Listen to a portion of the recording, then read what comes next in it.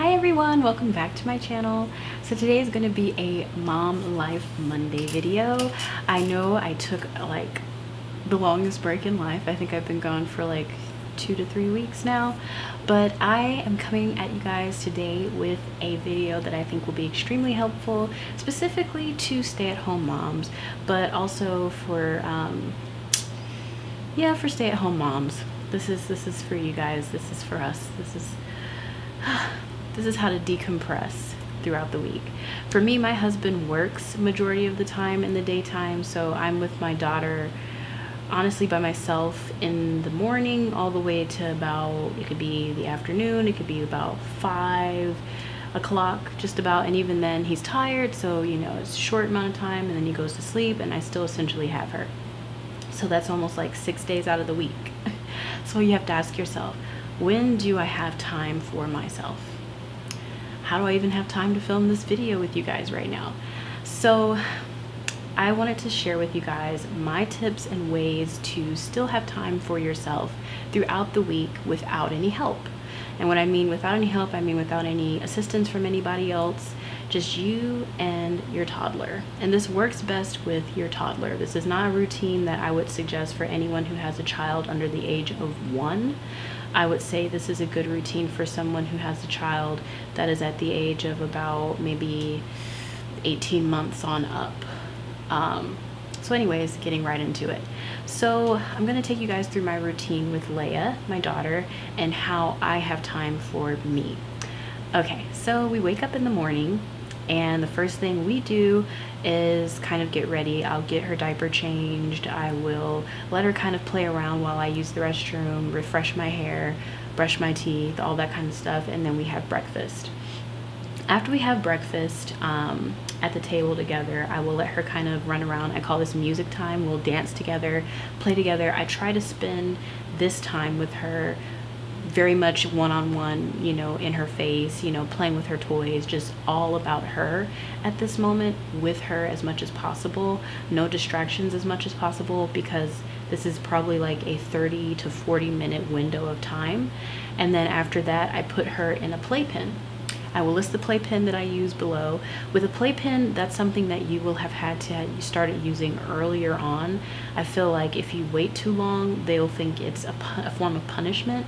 So the way we did it, I think Leia might have been about, I want to say maybe 9-10 months when we got this playpen, and what we would do is we'd get in there with her so that she would not feel like she was on punishment, or that this was, you know, a trouble area, or it was somewhere where she couldn't have fun.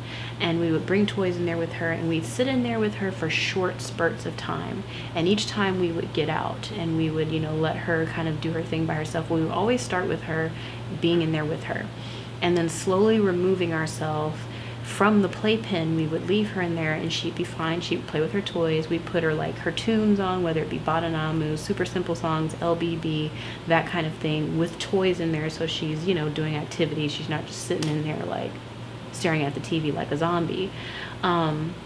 So we started doing that, and then we would slowly leave the room more and more. And so she's super comfortable with the playpen. And so after dance time, I put her in her playpen. I put Daniel Tiger on, and after I put Daniel Tiger on, what I do, this is my first segment or first moment in the day where I have my mommy time. I will straighten up the bed, and then I will work out. I work out for about 25 minutes to maybe 30 minutes. And after I do that, I will shower, put on maybe some makeup if I feel like it, which I normally don't, or I'll do a mask, or I'll do my nails really quickly, or I will just put on some clothes and lay on the bed and check my emails really quickly. And I have this mommy time for about an hour. And that will have been an hour and 30 minutes to 2 hours after she's had breakfast. So at that point, it's time for her to have lunch. And I've successfully had an hour to myself while she's out here having solo play, which solo play is so important for them to have, because it allows them to do imaginative play without you being in their face. They're able to do the things that they want to do within a safe environment Also, she's in her playpen in the living room, but we do have a camera so that I can see and hear everything she's doing while I'm in the other room. I would never recommend you do this if you don't have a camera where you can monitor her or see what it is that he or she is doing. So I've had my first segment of the day to myself, and it feels good. I've had an hour away from her. I feel decompressed. I've worked out. I've showered. I feel good. My nails are done, or whatever it is I've chosen to do. We'll sit, we'll eat lunch together. That time frame is about maybe 30 minutes to an hour as well. And then it is about 12:45 to about 1:30, depending on when she woke up that day. And it'll be time for her to take a nap. So I'll put her down for her nap, and then I get anywhere from an hour and a half to 2 hours to sometimes 2 hours and a half. So almost 3 hours of time to myself. And within this time, because I've already showered, I've already worked out, I've already got myself set up for the day, I have lunch sometimes by myself if I didn't eat lunch with her, but if not, I'll just lay on the couch and do absolutely nothing. This is my favorite point of the day because nobody's home with me except myself and my daughter. I can turn on my shows, I can sit on the couch, and I can just decompress. I can talk to God, I can have a snack, have some ice cream, which is what I do a lot of the times. I'll sit on the couch and I'll have ice cream and I'll watch my K-dramas because I love me some K-dramas. And I have that time to myself. And by the time I'm about done with this and she wakes up, her dad comes home, I'll get dinner prepared. And then, after we do dinner, I'll get her in the tub and she goes to sleep for the night, and I have more time to myself. And notice that I'm spending time with her. I am in her face, but I'm also having time to myself, because if we're not having time to ourselves, mommy, we know how frustrating it can get and how crazy we can go. I literally had to make a point to insert 3 moments in 3 intervals out of the day where I have to myself, because if I didn't, I would go cuckoo for Cocoa Puffs. So anyways, I hope that this was helpful. It's not super crazy. I mean, I know stay-at-home moms, you've probably figured it out by now on how to get time by yourself. But if you haven't, or if you're new to this and you want to know, okay, when do I get time to myself again? When can I work out without having to leave the house because I have a baby and I don't have the funds to have a babysitter, or I don't trust someone else with my child? How can I make it a point to have time with myself?